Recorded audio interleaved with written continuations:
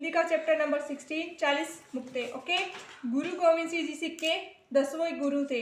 ठीक है, गुरु गोविंद सिंह जी सिखों के कौन से गुरु थे? धर्म के रक्षक और महान सेनानी थे। ठीक है, भारतीय संस्कृति की रक्षा के लिए उन्होंने 9 वर्ष की आयु में ही अपने पिता श्री गुरु तेग बहादुर जी को बलिदान के लिए। उनके पिताजी का नाम क्या था?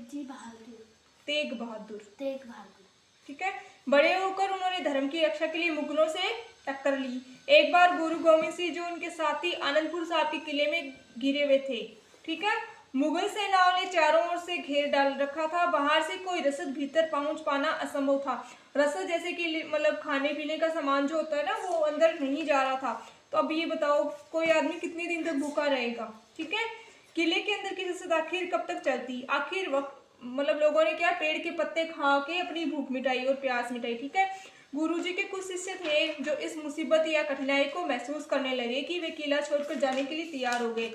गुरुजी ने उन्हें बहुत समझाया कि भाई तुम नहीं जाओ, पर वो लोग क्या है, माने नहीं।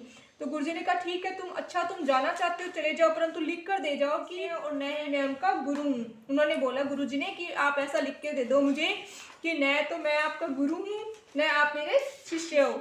संकट को सह सकने में असमर्थ कुछ शिष्यों ने ये लिख कर दे दिया और वे किला छोड़कर चले गए। अपने अपने घर पहुंचे तो उनकी पत्नियों को सारा हाल पता चला। जो शिष्य छोड़ के चले गए थे ना, पत्नियों ने अपने पतियों को बहुत धिक्कारा। फलस्वरूप उनमें से कुछ फिर गुरु के पास जाकर लड़ने मरने को तैयार हो गए। उस समय गुरु साहिब आनंदपुर और चमकौर के किले से निकलकर मुक्तसर के प्रदेश में भटक रहे थे। मुगल सेना उनका पीछा कर रही थी। मुगल सेना क्या कर रही थी? उनका पीछा कर रही थी। ये शिष्य मुक्तसर नामक स्थान पर जाकर मुगलों के साथ भिड़े और लड़ते हुए धराशायी हो गए, यानी बलिदान हो गए। जब गुरु गोविंद सिंह जी को ये मालूम हुआ तो वे युद्ध स्थल पर पहुंचे। 40 शिष्य वीरता से लड़ते हुए मैदान में गिर पड़े। उनमें से अभी एक करहा रहा था। गुरु साहब ने उन्हें प्यार से, आशीर्वाद से उनकी अंतिम इच्छा पूछा ली कि भाई आपकी अंतिम इच्छा क्या है? तो उन्होंने हाथ जोड़कर कहा कि महाराज, आप उस कागज को फाड़ डालें जिस पर हस्ताक्षर कर कर हम आपको दे आए थे। गुरु साहब ने उनकी अंतिम इच्छा पूरी कर दी और उन सबको मुक्त होने का आशीर्वाद दे दिया।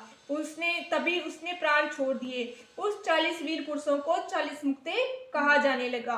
देखो, गुरुजी के शिष्य वो छोड़ के चले गए। उनकी पत्नियों ने उनको धिक्कारा, उनको समझाया कि आपको ऐसा नहीं करना चाहिए, कि अपने गुरु का साथ छोड़ना चाहिए। तब वो जाके फिर से युद्ध स्थल पर लड़े ना, उनसे मुगलों से लड़े। तो उनकी जो इच्छा थी वो गुरु ने पूरी कर दी। कि मतलब उनकी इच्छा क्या थी कि महाराज आप ये कागज फाड़ डालो जिस पर हमने हस्ताक्षर किए थे कि आप हमारे गुरु नहीं हो और हम आपके शिष्य नहीं है। उन शिष्यों का वो अंतिम इच्छा गुरु ने पूरी कर दी और उनके क्या कर दिया, उन्हें 40 मुक्ते कहा जाने लगा। अब मैं आपसे पूछूं, रसद क्या होता है? ओके, से किला छोड़कर जाने के लिए तैयार हो गए। क्यों हो गए थे? प्यास लगी थी, वो भूख पर बर्दाश्त नहीं कर रहे थे। शिष्यों की पत्नी ने घर लौटे पर उनके साथ कैसा व्यवहार किया?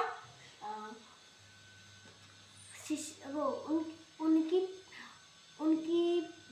पत्नियों ने कहा क्योंकि अपना गुरु का साथ नहीं छोड़ना चाहिए। उन्होंने बहुत उनको धिक्कारा। करार शिष्य की अंतिम इच्छा क्या थी? उनकी इच्छा थी क्यों वो हमने लिखा था उस कागज पे, तुम मेरे शिष्य नहीं और मैं तुम्हारा गुरु नहीं हूँ, उसे कागज पे फाड़ दो कि हम आपके शिष्य नहीं है और आप हमारे गुरु नहीं है। 40 मुक्ते किन्हें कहा जाता है? शहीद हो गए, 40 मुक्ते शहीद हो गए थे, उन्हें कहा जाता है। Okay, well done.